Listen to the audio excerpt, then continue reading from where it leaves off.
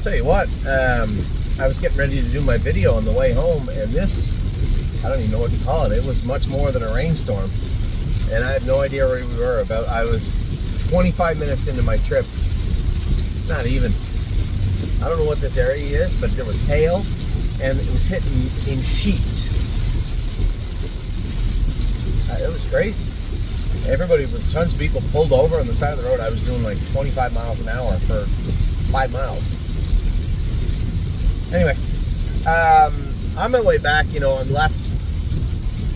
left today. I left angry. Upon revisiting the whole day, you get it in your head. Now, Arrowhead Hanover, I didn't know how things would go. And then obviously the horse raced his ass off today. Thankfully, we scoped him after, no blood, tiny bit of mucus. But man, that's out the whole mile on a viciously hot day. 53-2, 29-4 on the end of it. I can't believe the mile that horse went. It was something else. That was a gargantuan mile for nothing, for $3,000.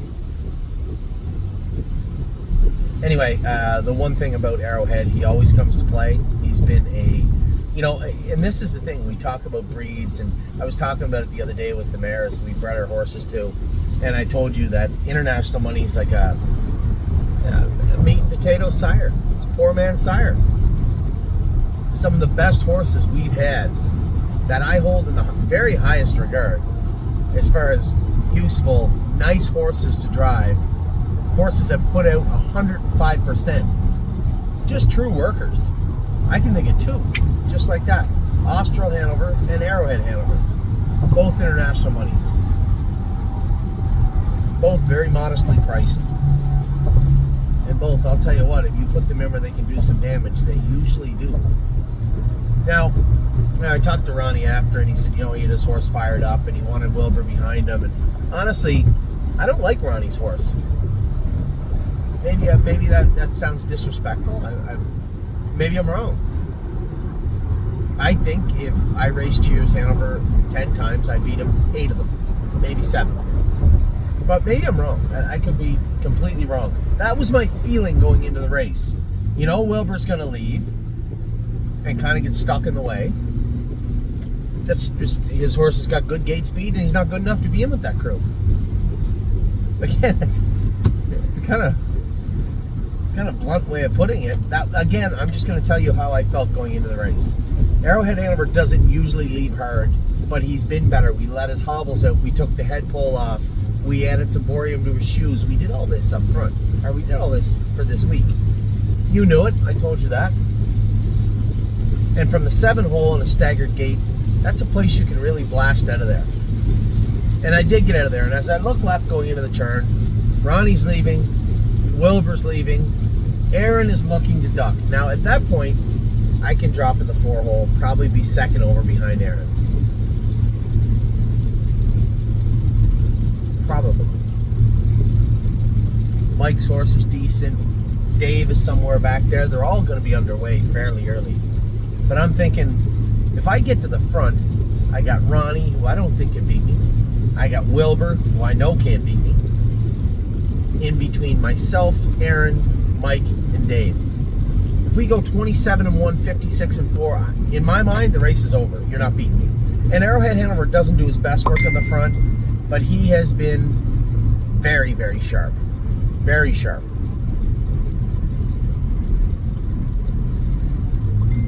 So, I elect to keep going. Nowhere there isn't a voice in my empty head that said, by the way, he may not want to let you go. I don't know why. We were rocking around the first turn. I just thought once Ronnie got everybody seated, saw me coming, he doesn't want to tussle. He's going to have to cut me loose. And that's where you would get 27-1. Now, as I get closer to Ronnie, I'm like 27-1. This is 55-4. We're rolling. No. He looked over, and at that point, his horse is a handful. I know he can't cut me loose. And Arrowhead can't go anymore. The Arrowhead's like, I'll get him later. Now I'm in the one place that I really didn't think I would be in. I didn't foresee that happening. Maybe that's my short-sightedness. I thought, as we went into the first turn, I thought everything was going my way. I'm going to clear to the front, and I don't think Ronnie's horse can beat me.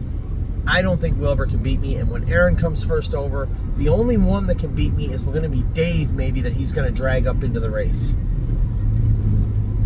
I'm first or second, in my mind, at the 8th pole. Now, obviously, if I just duck him in the 4-hole and come second over, who knows? I just felt that my best odds were to keep trucking. And there's nothing, you can't take a thing away from Arrowhead Hanover. He didn't even get tired. He just slowed down. He was out there. I guess he did get tired, but I mean, he didn't like collapse and walk. He did everything he could right to the wire. Whistle to whistle. I wish all of our horses tried as hard as Arrowhead Hanover did today. I can tell you that. Man alive. He raced his butt off. Which leaves me feeling that, I didn't do him any justice. And more times than not, I'll tell you, I should have read the race the way it was unfolding. I should have just dropped him in the 5-hole, 4-hole, and just been second over. I just didn't want to be second over and have Dave pick me off and another one pick me off, and they go in 55-2 or 54-4 when Arrowhead's a better horse. I wanted to beat those horses fair and square. And he's not a sprinter on the end of it. The way everything was unfolding, it just seemed like the right move. And like I said, there was no voice out there saying, by the way, he might not let you go. I wasn't trying to take advantage of him. I was just trying to race my horse in the best possible way. And it turned out to be one of the worst possible ways. Anyway, it's a race. As I say to everybody sometimes, you show up to enough races are going to take place. It's just the way it is. They're not always going to be paint by numbers and, leave and remove and second over. Sometimes there are races. And although it was a $47,000 race, not a $400,000 race, it was certainly raced like one. So a race broke out, a race finished. We finished 4th. He raced as hard as he possibly could. And you know what? I didn't think I could respect that horse more going into the race than I do right now. I thought that I had a pretty firm grip on how much I liked Arrowhead Hanover, and leaving the track today, that he exceeded that, which is hard to believe. So we won't race him again, I don't think, until the 11th. We'll train him up. You got to give him a week off after that. He didn't bleed, there's no mucus, there's no nothing, but you can't just throw him back into a race. This is a horse that is getting better. We're letting his hobbles out. We're taking equipment off. He's now starting to leave the car like he did last year, a few starts. He's simply getting better. Let's let him. So he's going to have next week off. We'll be going into Philadelphia. We'll train him up. He'll be sharp.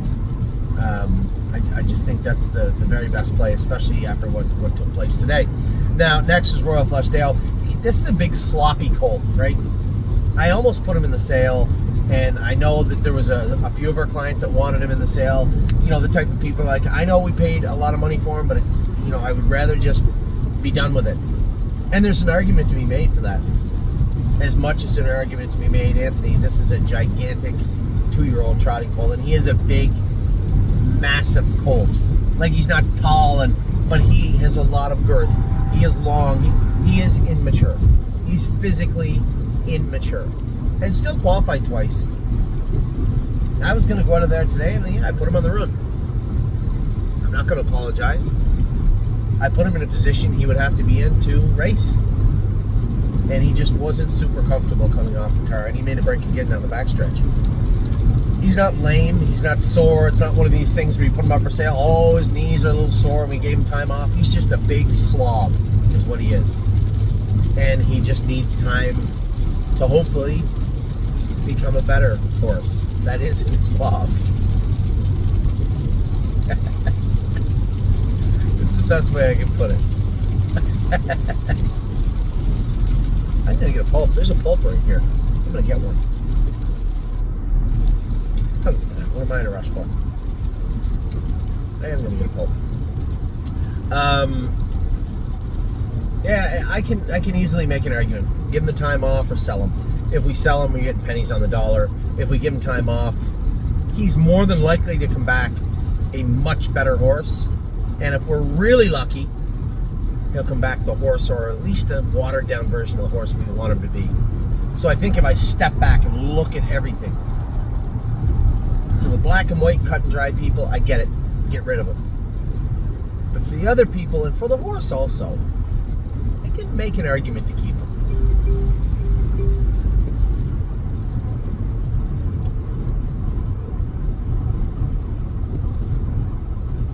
I think the fair play for everybody, horse included, is just give him time off.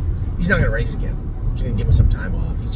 He is too big, too lanky to do what we want him to do right now. He's come off his knees. I think we can keep him out of his shins when we bring him back, his hind shins when we bring him back. I think mechanically he's going to clean up nicely. And as he grows up and matures, who knows, he might actually be a nice horse. Did I make the wrong exit here? No, this is the right one. Oh, I'm in the right place. Uncle Danny, the greedy side of me says he should have won in 55-4, 56. Because he's going to have to next week. But today's race was important. Now, I need everybody to understand one thing. A lot of people probably wanted me to race him in the 2-year-old race. They went 2 minutes, he would have obliterated them. I wanted to take a very close look at Uncle Danny under different situations. Now, I didn't think they'd go in 56, but I knew they'd go in more than 2 minutes. I wanted to see what it'd be like when I asked him to sprint for more than a quarter, more than an eighth. I wheeled him 3 deep and he was trying. And this is where it gets very, very interesting. Now, I tell you guys all the time, when it comes to Scioto Downs, flip-flops historically have not been a good choice of footwear. They just haven't been. But he raced so good last week, we did the same thing with Aunt Lily last year, so it could turn out just fine. But when I raced him last week, I thought to myself, this horse is trotting really good. I'm just going to leave the flip-flops on him for Scioto. He's trotting great. But now today, when I got him out 3 deep, you probably couldn't see it, but as we come out of the turn, he was drifting in. He was drifting out ever so slightly, and what he was doing was he was hitting himself behind. That's the flip-flops. So I think it's a pretty simple fix. We just take them off. It's better for him, I think, for Scioto. It's better for him for grabbing the track. He's going to be a better horse for it, and I don't see why he wouldn't. I don't see him hanging on a line, so I don't see any soreness that he necessitates him to have flip-flops on.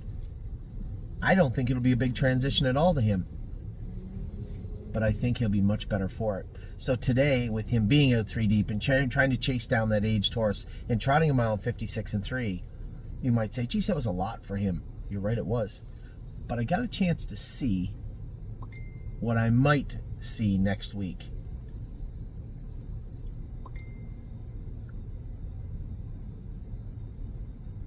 I think today was important. I think that mile was important, and I think the way we raced him was important. First off, I raced him fine.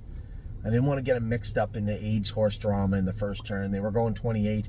I was very happy with what I saw from him today. He attacked with everything he could down the lane. He was trying to run that horse down. We scoped him after, a little bit of mucus. You're going to see that in this heat. So don't read too much into that. Now, Diosa della Donza and Tomboy Strong, that was a lot of mucus. 3 out of 5, 4 out of 5's a lot. We had about a 1.5, 2 of clear mucus, just allergy stuff. You're going to see it from 2-year-olds, especially in this weather. So don't read too much into that, but there was some there. Again, we can prepare these horses, take the flip-flops off them, dry them up good. That salt room that's right beside our barn will do a great trick of doing that. That will be a good spot for them. Get those flip-flops off, and I think he's ready to trot 55, 54 and a piece, 55 over Scioto. Put him in a good spot where he doesn't have to be 3 wide in the last turn. And I haven't been leaving with him because I didn't want him hot. But I can assure you, if we draw inside, I'm going to be pretty close to where they serve the roast beef going into the first turn. I can assure you of that. That's an old Paul Mackenzie saying. I'm not going to be sitting fourth buried. I can assure you of that. This is a very, very good horse. And although I come in today thinking Arrowhead Hanover can be first, second, third, I didn't leave disappointed. And I wasn't even mad at myself. It was just the way the race went. I got to see that my suspicions were probably true about Royal Flush Dio. He's just too big, too lanky for right now. Give him some time, bring him back. I got to see a very important thing with Uncle Danny. And I think we can help him because I got to see it today. Take the flip-flops off. We'll see you in Scioto next week. And Manhattan Money raced huge. Hey, you know, that horse just kept coming and coming. He didn't slow down. I wasn't tired. We trotted 29. I can assure you, Manhattan Money used every fiber of his being to win today, and he got beat fair and square. I guess the only good thing is he still fits the class, I guess. He's turned into a decent horse. He is a mongrel going up to the gate. You know, he's got a dirty mouth on him. In the race, sweetheart of a horse. After the first 100 yards of the start, sweetheart. Before that, absolute mongrel going up to the gate. Mouth on him like a rhinoceros. You can't, usually you just put the nose on it, but he'll pace. You have to protect him a little bit on the screen. He'll get pacey. I said to Tim, mark my words, one of these nights we're going to come off the car and he's going to pace out of the gate. Mark my words, it will happen.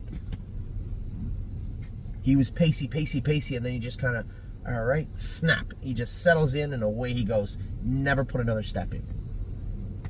He raced as good as he could today. Take nothing away from the horse. He was beat fair and square, 55 flats, a big mile for him. And he raced as good as he could today. Now, Dune got the job done. I was coming off the track. I was coming out of the paddock down to the car, and Marvin Brown, old Marvin, messaged me and said the girl got it done. I had no idea what he was talking about because it's not on the calendar, and I forgot she was racing. But it dawned on me right away. I know where Marvin is. He's in Michigan. That means that Dune just won. 2-3 over that bull ring. I don't know how fast Caro is. Maybe it's fast track. I don't know. Maybe they didn't bother measuring it. I have no idea. 2-3, he said last half, 58. And the filly that beat us last week, we just beat her at the wire. So, like I tell you all the time, we have good horses. Doesn't mean other people don't. I have to tell myself, I had it in my head that she was just going to eviscerate the state of Michigan all year long. There's some good fillies in that division.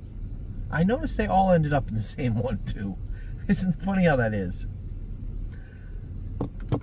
Dune race good. We got one left, guys. Two left. Sorry, we got two left. Blue Rare races in 58 minutes from right now. And then Woodmere Betcha obviously didn't race at 8:18 a.m. She will be racing at 8:18 our time. So good luck to all my partners with Blue Rare. Good luck to all my partners with Woodmere Betcha. A good day. I left angry, but just at the entire situation with Arrowhead Hanover. But the horse, I can't believe how good this horse raced. What a nice horse. He raced his butt off today. He's going to the grass tomorrow. He got Banamine today. He got lots of fluids. Right to Dr. Green for the next 4 or 5 days. And if there's any other horse on earth that deserves it, it's him. Royal Flush Dio, he's also going to the green, but not for the same particular reason Arrowhead Hanover is. But he's also going to the field too. Uncle Danny raced good. I am glad we put him in there, and I'm glad the race went the way it did. The horse is a very, very nice colt. No blood, little bit of mucus. Got to get the flip-flops off. Manhattan Money raced as good as he could, and hopefully the next two do also. So, pretty good day at the office again. Hopefully we can keep it going. Tomorrow's a new day, and we're heading to Scioto tomorrow. Well, I hope you guys had a lot of fun today. I know for my partners at Arrowhead Hanover, it's upsetting when you get parked. I don't regret what I did. If I had even if there had been a voice there saying Ronnie might park you, I would have dismissed that voice. I just didn't think he would, and I didn't have enough respect for his horse, and quite frankly, at very least, the gate speed of him. So, it's over now. The horse raced good. The one thing for sure is Arrowhead Hanover will come out swinging again on June the 11th. So, that is that. I will talk to you all very soon. Have a wonderful rest of your day. Go Blue Rare, Woodmere Betcha, and Ollie's team is starting to play baseball right now. Take care.